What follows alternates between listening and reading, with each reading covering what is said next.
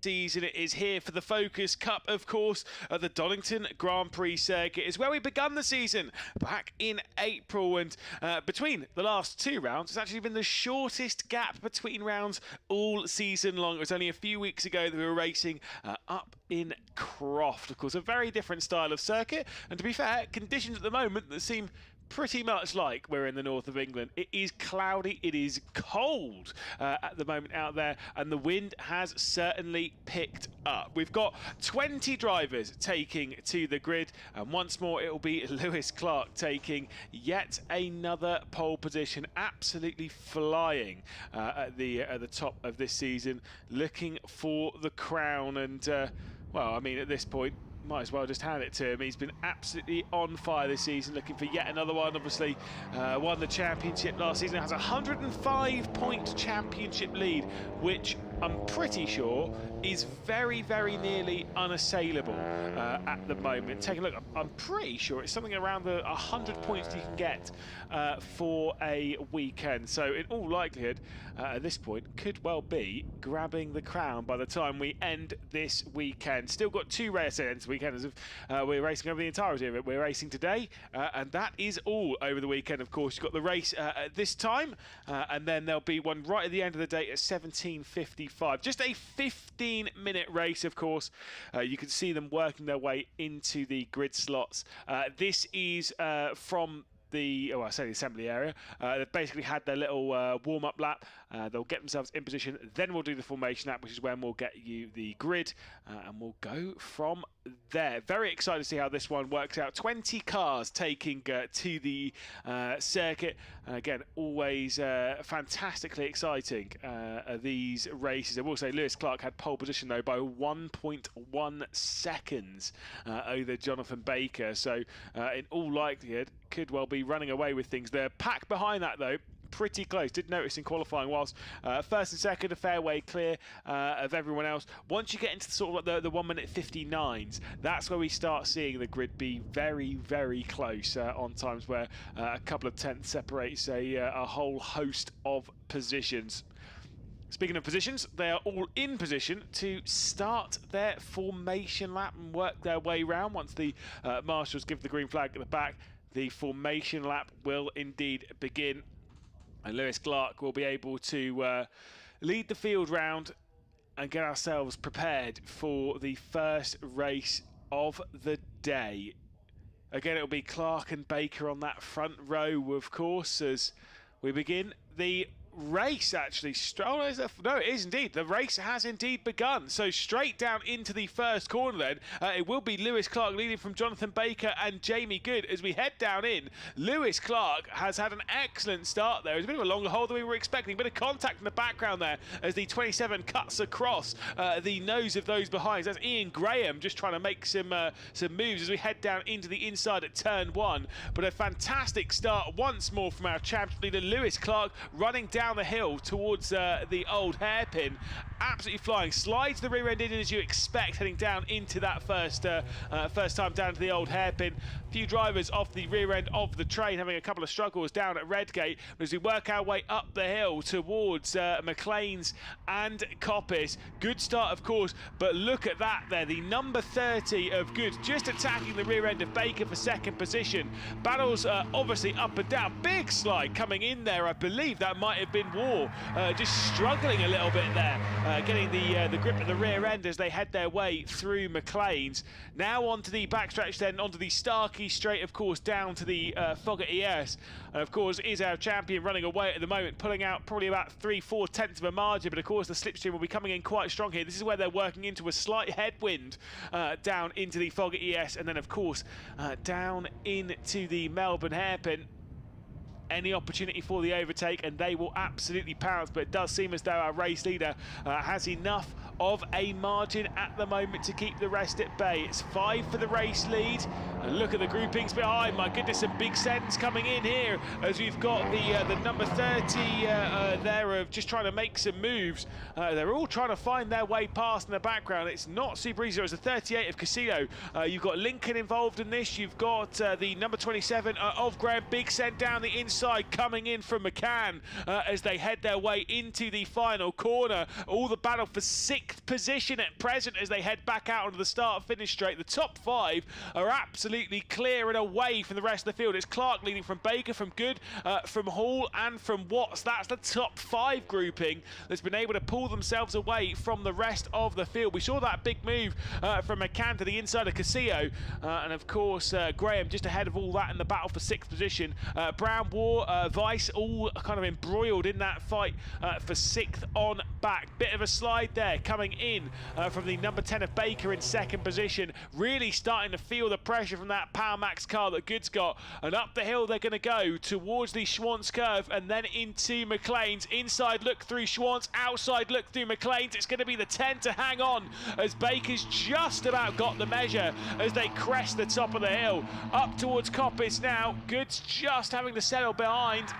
It's not super ideal as they head back out onto the Starkey straight. 4th place.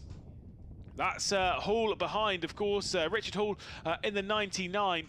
Closing in just a touch, but not able to get quite close enough to go for anything, and just allowing that battle for the final steps on the podium to kind of fight amongst themselves at the moment, as Baker is able to keep Good at bay at present. Of course, the number 30 of Jamie Good will fancy that opportunity as soon as it does arise. There is not long, of course, in these races. You only get a handful of laps, and of course, with that 15-minute timer, and with the fact that these cars are running slightly slower around the circuit, you're only really talking some of the region about 8 laps around here. Obviously, even less than what they had when they came here before, because obviously it was a Donington National circuit that we were running before. 2nd lap complete as they work their way back out onto the start-finish straight, and we'll update you with the order in just a second. Of course, there is the switch though for 2nd position, because it might be changing very, very soon. Is there going to be a move to the outside coming in from Good? Got to send it around the outside of Redgate. It's got to be a brave one. Bit of a squeeze coming in as Baker says absolutely not. You're not going around the outside of there, pal. And it will indeed be Baker hanging on to 2nd position, and Good has to settle for 3rd. Still unable to find that move despite feeling the pace underneath that car. 57.3, fastest lap of the race comes in for your race leader. No surprises there. 1.5 seconds clear. Big slide there though as they struggle to get the car stopped on the brakes. Baker just got completely unbalanced, and actually because of where it was, Good was actually a little bit too close to take advantage from that, and has had a problem themselves. What has happened to Good? Oh my goodness me. Jamie Good dropping down the order with an absolute mare there on the car. A lot of black smoke coming out of the rear, desperate to try and get that one back down to the pit lane. I wonder if trying to get up and underneath must have maybe dropped it into the wrong gear. I don't know. But clearly misjudged something there as Baker was having a moment ahead. What that's done is it's promoted Richard Hall then into 3rd position. That is such a shame for Jamie Good. There's your race leader though, Lewis Clark, running away with things at the front of the field. Was leading by 1.5 seconds. It's probably now out close to 2 to maybe even 3 seconds after that moment from Jonathan Baker. Of course, still in that 2nd spot, which is very solid considering the championship position that Jonathan Baker is in at the moment.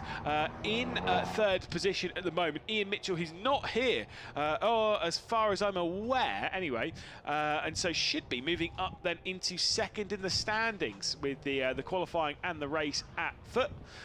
As there is a look at Hall, who's obviously now progressed up into 3rd position after the issue for Jamie Good. Big shame there. I'm sure Jamie Good will be desperate to try and get back into the pit lane and already start working on that car for the race later on this evening. They're not racing for about 4 hours. Graham's also had a bit of a problem here, so there's been more dramas towards the back end of the top 5.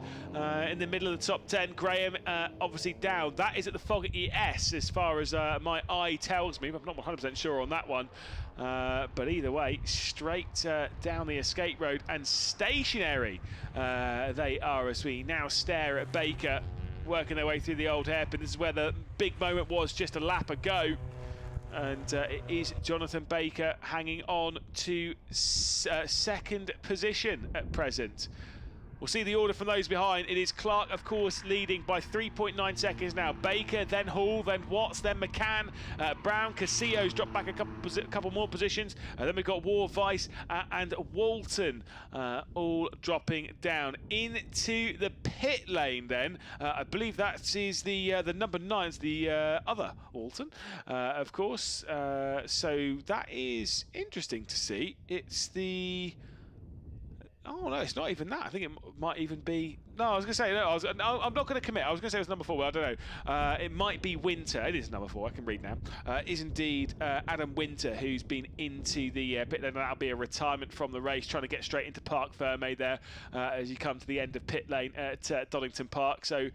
a big shame and another retirement from the race, as we've already had a couple. Like we said, we've had Good and Graham, who have both had their moments on the previous lap. I believe Good's been able to work their way back into the pit lane, but huge shame. There is the number 20. That's Simon Walton. Don't get mistaken by the name Test Car. That is not their name, as we'll see the 28 of Brown just sat behind at the moment. Of course, Thomas Brown not able to find a spot through, as I think it's the 20 working their way forward of Simon Walton. That was in 10th position at the start of this lap. Now moved up into 6th, as into the pit lane in the background. Another car has joined the pit lane contingent that we already had added up over the opening 9 minutes of the opening race of this weekend. So a few more dramas and struggles for various people. That was Mitchell, by the way, Gary Mitchell, who's worked in the pit lane, not Ian Mitchell. So Gary Mitchell's worked their way into pit lane. Unfortunately, adding to the list, of course, like we've said before.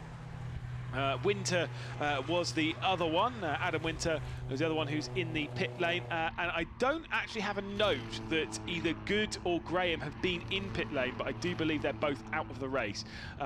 So as much as they might have been picked up by one of our many marshals around here, they might have dropped it down an escape road or somewhat. They have not been able to work it back into pit lane, so they might need some form of recovery to bring them back to their respective teams and get them prepared for the race later on in the afternoon. This is the battle between the number 99 and the 23, of course. The battle for 3rd position. Hall at the moment, Richard Hall able to hang on, but it's got to be said that Watts there, Simon Watts, is keeping very close company, and to be fair, they've now been joined by the driver who has the fastest lap in this race, of course. It is Walton at the moment, who does indeed have that fastest lap, and Simon Walton, a slightly different car, of course, slightly different class, technically. As there are a couple of different classes in this field, the ZX and the ST. Does seem as though there might be a move coming in here for Walton. So Simon Walton will get to the outside coming down to turn 1, see what the advantage is like when it comes to straight line speed. Advantage certainly going to come in form of the slipstream, but no advantage down into the first corner. So Simon Walton in the number 20 will have to settle for 5th position. But it does seem as though there might even be a podium up for grabs for Simon Walton. We head down the hill at the moment. It's Hall, of course, then Watts, then Walton in this battle for 3rd position. A big gap back before we get to McCain.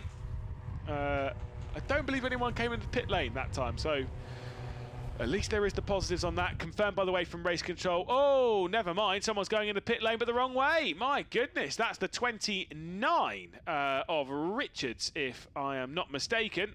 Working its way back down into pit lane. Not sure how race control will see that one.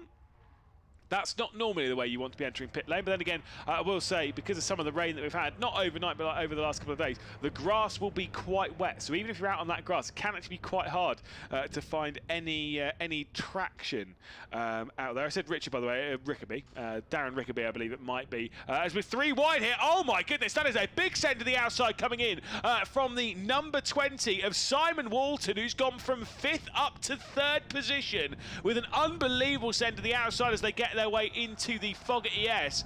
That was a huge send as he was able to work his way past Watts and Hall.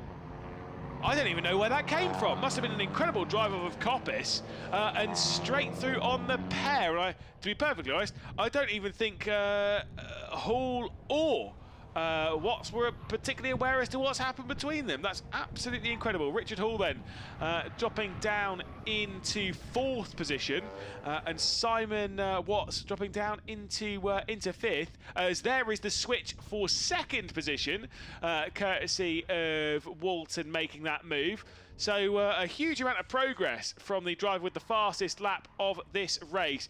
But it's the fastest lap by a long margin as well. Again, did say different classes, so as much as there is that, it's not quite the same as a GT3 versus GT4, but it's, yeah, it's a different class. At the moment, the fastest lap of the race from Walton is a 1 minute 52.968. The fastest lap from our race leader, Lewis Clark, and championship leader is 4 seconds slower than that at a 1 minute 57.0. So there might be a switch between the pair of those before we get to the end of the race. With where we are in the race, we're on the penultimate lap, so there is most certainly potential for it. We head through the old hairpin and back up the hill towards McLean's and Coppice once more, as it is Clark leading from Walton, from Baker, from Hall, from Watts, from McCain, from Casillo, from War, then Vice, Lincoln and Brown. Of course, with Langford, Gray, Walton, then Rickaby, who is back into the pit lane, so never mind dropping back down, of course, behind Gary Mitchell, who's back out on the race circuit. Sarah Hall's back there as well, and of course Winter, who is in the pit lane, and retirements from Good and from Graham. Switch then coming in from 4th position, as we'll see the 99.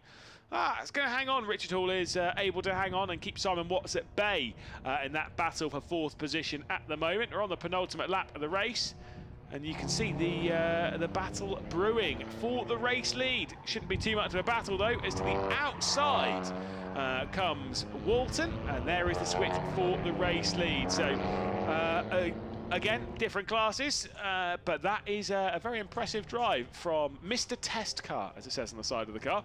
But of course, joking aside, that was indeed Simon Walton working their way through into the race lead to begin the final lap. Lewis Clark won't be too bothered about that. Championship lead and in class at the moment, looking very, very comfortable, trying to wrap up the championship before things are ended well, to be fair, in this round, before we even go to the season finale at Snetterton in a few weeks' time.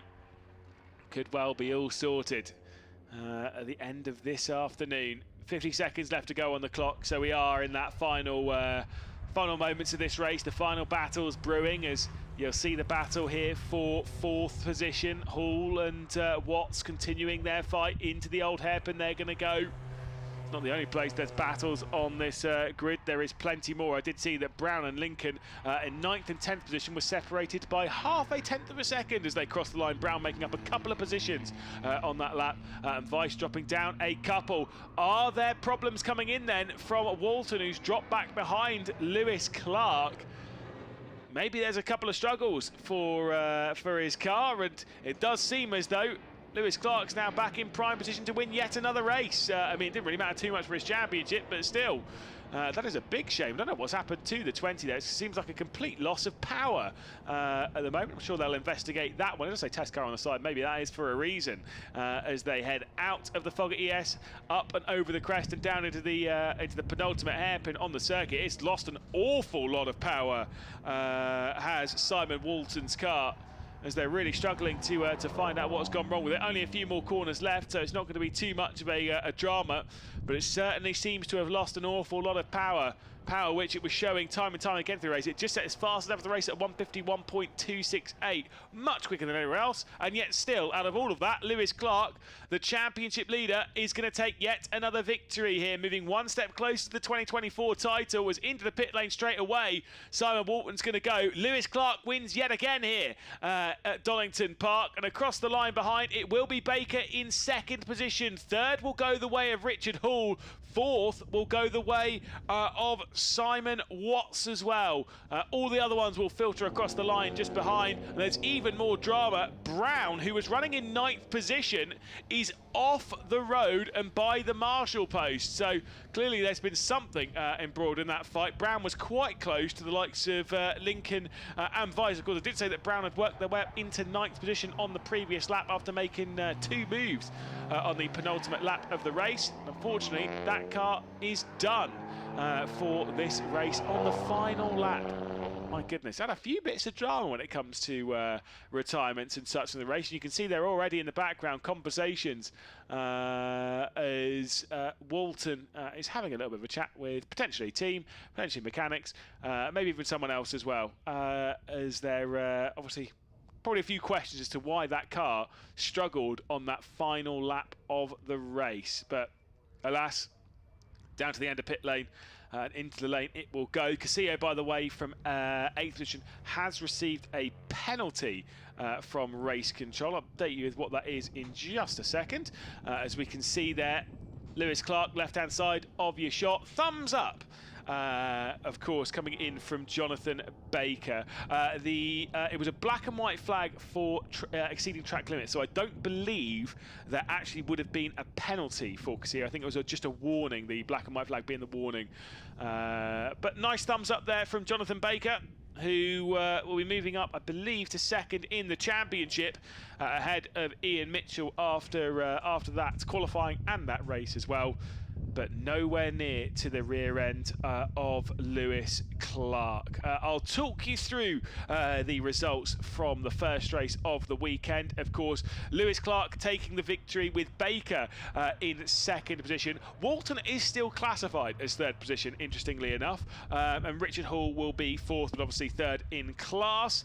Then we'll have the number 23 of Simon Watts in fifth position.